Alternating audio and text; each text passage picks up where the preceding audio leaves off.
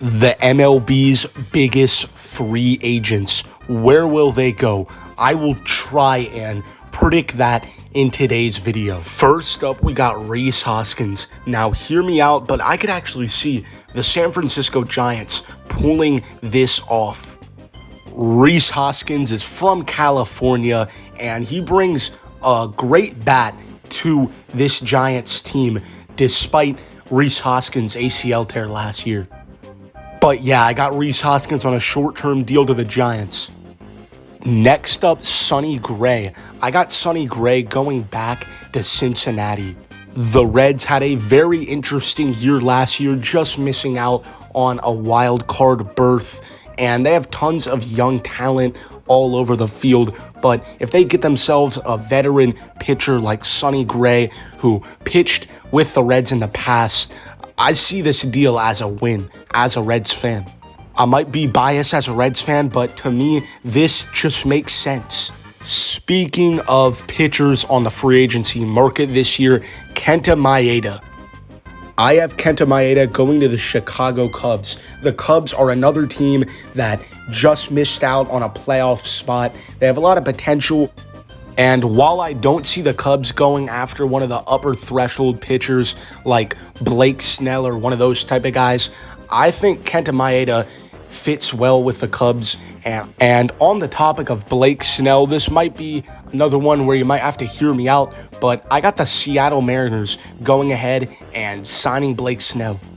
Seattle fell just short of a postseason spot in the AL after many of their inexperienced starters simply ran out of steam down the stretch. Blake Snell is a guy that is set to lock down the second Cy Young of his career. He's a Seattle native, and I feel like this is a good fit for Blake Snell and the Mariners.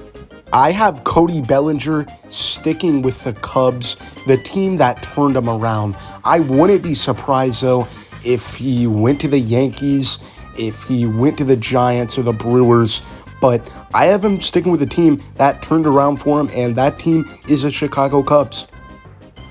He became a fan favorite in Chicago this year, and it just feels right for him to stay in Chicago.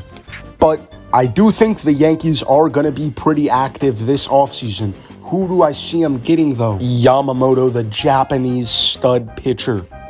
I mean, just imagine that pitching rotation if this all works out. Sticking with the topic of pitching, I have Aaron Nola going to the Cardinals. We know the Cardinals are going to have to fix that rotation this offseason. That'll be their key focus, and I see Aaron Nola going to St. Louis. Eduardo Rodriguez, he is going to be a Baltimore Oriole, according to my prediction. The Orioles could very well use a veteran starting pitcher like Eduardo. I think the next move that the Yankees go out and make is getting themselves Matt Chapman. This, of course, gives the Yankees another good glove and another nice bat as well. We briefly touched on the infusion of Japanese talent earlier in this video with talking about Yamamoto, but there is two other key pieces from Japan that I see finding themselves on the hot stove. I think Shota Iganama goes to the New York Mets. I think that's the move that the Mets really touch on this offseason. Tommy Pham to the Cleveland Guardians. This move just makes sense to me. Tommy Pham addresses a lot of the Guardians' advanced metric needs, and Tommy Pham showed during the World Series and during the postseason the type of player he is. Let's dive into the wild world of Trevor Bauer. Trevor Bauer resigns in Arizona during the offseason. Trevor Bauer's stuff is still pretty dang good. He can still pitch. I think there will be teams taking chances on Bauer, and I think the Arizona Diamondbacks are going to be the team that lands him.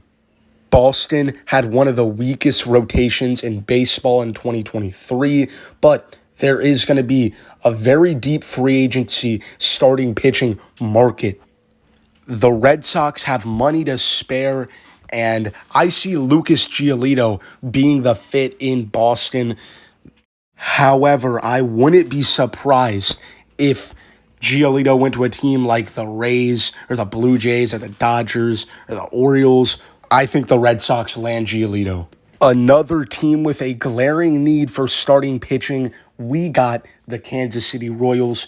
I could see Seth Lugo landing in KC.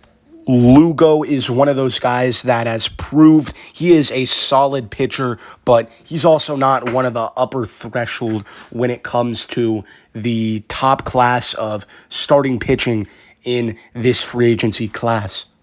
And I could see the Royals going after Lugo. Even though the Rangers won it all last year, I think they still have some room to improve in the bullpen department, and I see Josh Hader fitting in perfect with the Rangers. I have Jordan Montgomery sticking with Texas after a great postseason and a good season in general.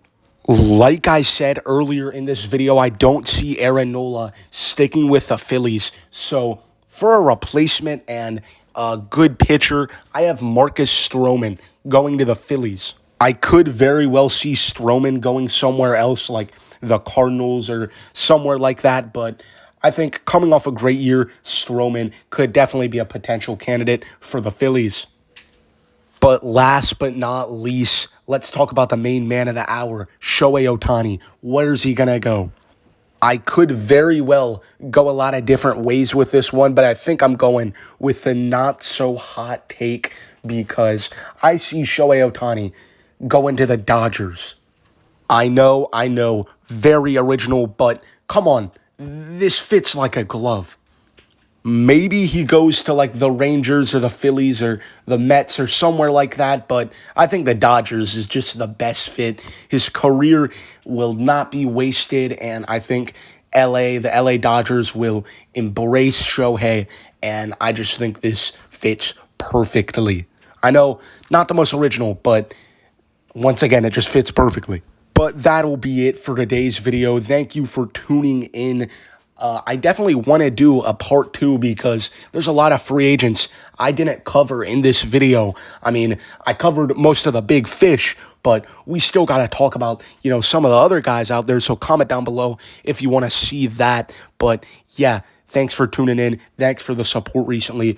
And yeah, this offseason will definitely be interesting.